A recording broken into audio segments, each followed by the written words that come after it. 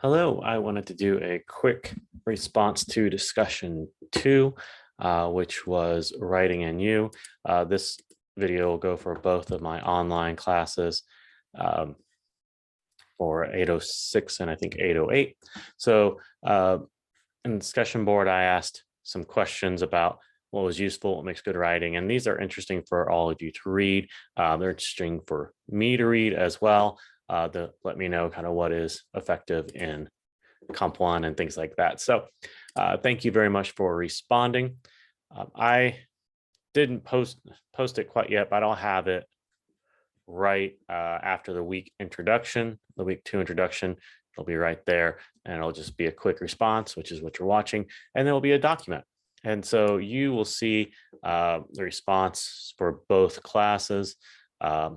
I think it'll be good to share for both of you. So there's two online classes I teach. So looking at what makes good writing, that there's a lot of different things. Now, suspense for the type of writing we're going to do, I don't think is really necessary, but in the reading you might like to do, yeah, that's really good. Effort and time. All writing takes time, it takes effort, and sometimes we're not able to do that right away. A lot of you talk about audience and flow and organization. So these are all good things. We have good grammar and it must make sense. And I think those two are separate.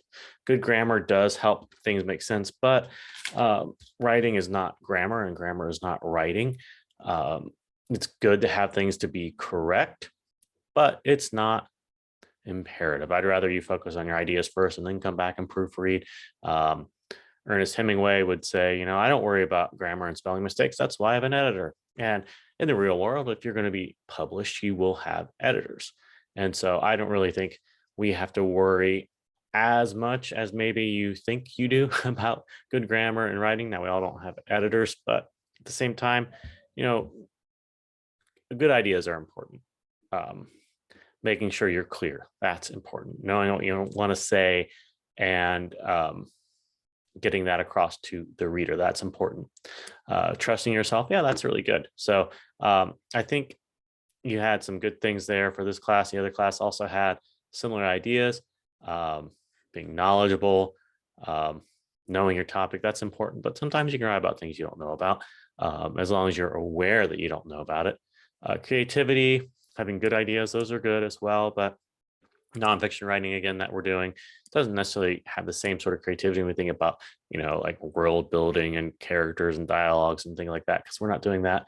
Creativity maybe in your approach, how you explain something in an argument, the comparisons you use, those are important. Genuine concern and passion from the author, that's important. You have to care about what you want to write about. I think that's an important thing that I've been learning from you all, is that you have said, well, I don't like writing about things I don't like to write about. Well, who does, right? It's eating vegetables. And sometimes you have to eat your vegetables, and there are good vegetables too. So it's just a matter of finding that right thing. And in this class, we will be selecting our own topics. So you will hopefully pick something that is important to you, that you will want to write about, and you will be knowledgeable. You'll have good information, and hopefully all that will help you develop all these other things. So that's good. I really appreciate you sharing that. Skills, a lot of you are saying grammar and MLA. I found this very interesting, is that one class was really concerned about MLA and grammar. The other class, not as much, some grammar, but mainly staying on topic. And I think I wrote this in here, is like, if you're having trouble staying on topic, either it's not the right topic or you aren't invested in it, you don't care about it, which was interesting, kind of goes along with what you're saying about having that genuine passion. So grammar, I think that focus on grammar and worrying about saying it correctly can give you writer's block. You don't know how to say it the right way, and so you won't say it. It's the same thing, in class. You won't speak in class because you're afraid what you're going to say is wrong, or you're not able to express it clearly, and so we don't say anything. And so say it poorly, say it incorrectly, because you can always come back. But if you don't say it, you're going to forget what you want to say. So a great phrase, I'm going to type this way down here. Use this whenever you are stuck.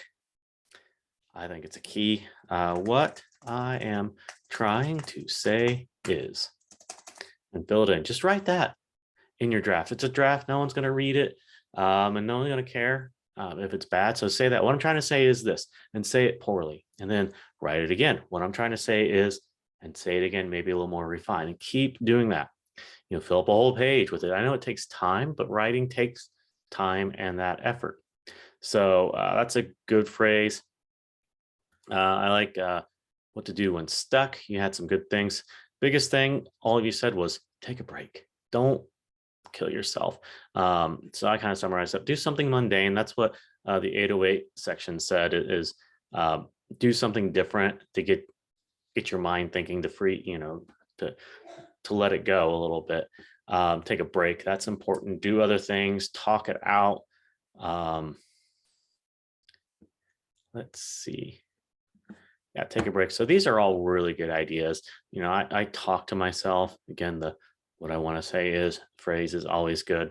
And then persuasion strategies. All of us are using good persuasion strategies with interviews, personal experiences, working with emotions and information. And it all is really going to depend on who that audience is.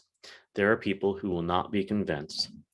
I know it's hard to believe, regardless of how much evidence there is. There's a funny meme where somebody posted a screenshot of a text conversation saying something like, people are given enough evidence, they will, strong evidence, they will change their fixed belief, their assumptions on things.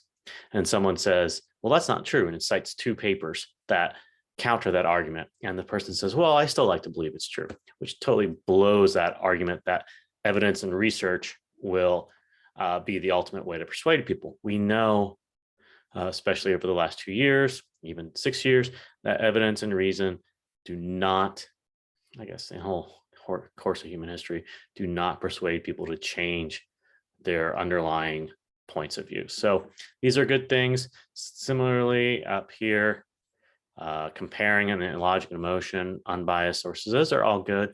But we have to know who our audience is and work towards them. So I really appreciate what you've written. Take some time. I know you don't have any time, but try to take some time and read through what everybody wrote for these questions in the discussion board. I think it'll be useful just because we all have similar ideas and similar concerns and similar experiences. So that's a good thing. Nobody here is lacking.